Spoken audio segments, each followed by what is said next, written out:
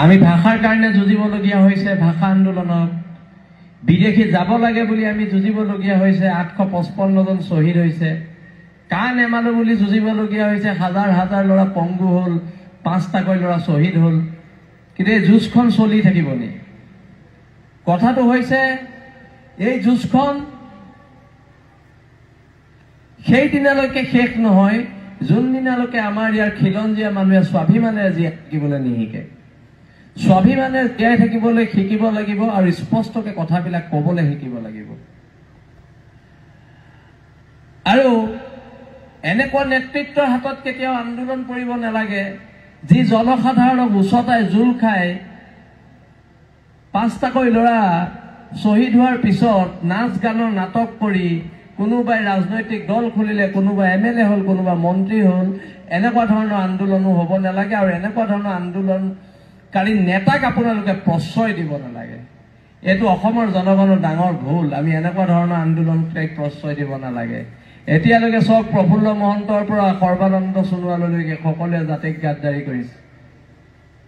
সকলোৱে জাতিক গাদ্দাৰী কৰিছে। যোনে যোনে জাতিৰ নামত আন্দোলন কৰি আহিলে সকলোৱে জাতিক গাদ্দাৰী কৰিছে।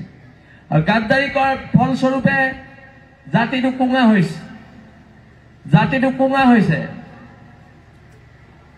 সৌসিদিনা আজি কেইবছৰমান আগত চিলাপথাৰত অবৈধ বাংলাদেশে শ্বহীদ বেদী গুৰু মাৰি দিলে। কিয় সাহস পাইছে? আমাৰ একতাৰ অভাৱৰ বাবে সাহস পাইছে।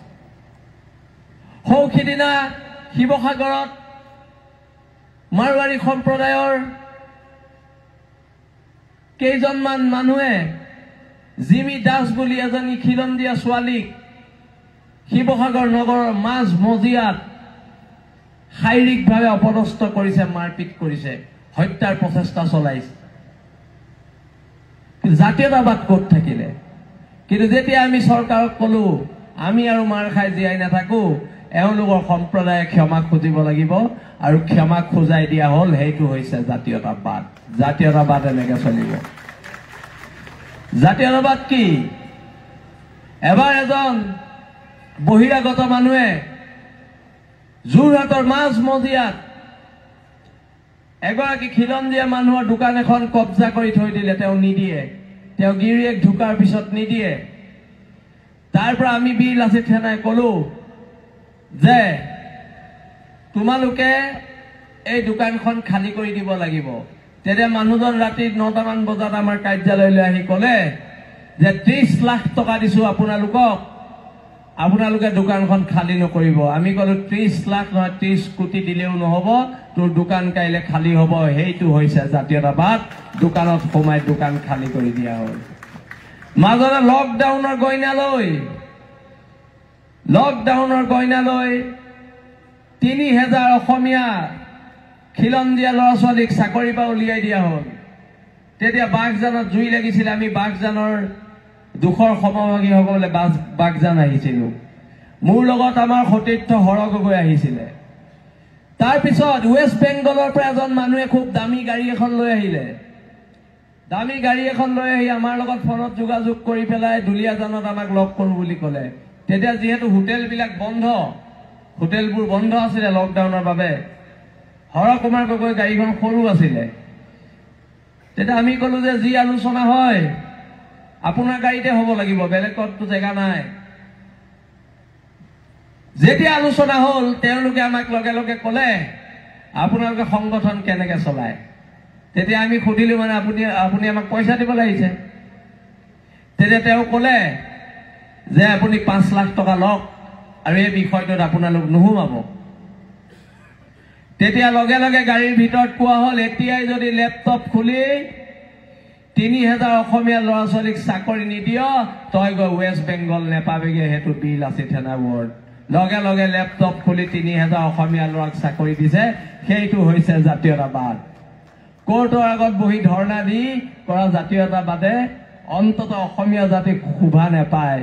17 বাৰ মোগল পৰাস্ত কৰা আমি জাতি, 17 বাৰ মোগল পৰাস্ত কৰা জাতি এটাই কোৰ্টৰ মুখত বহি ধৰ্ণা দি থাকিলে অন্তত সহ্য বিজয় মহিয়ানে জাতিটোক অন্য জাতিয়ে ক'ব যে অসমীয়া মানুহখিনি, অসমৰ খিলঞ্জীয়া মানুহৰ বৰ্তমান কি হৈছে।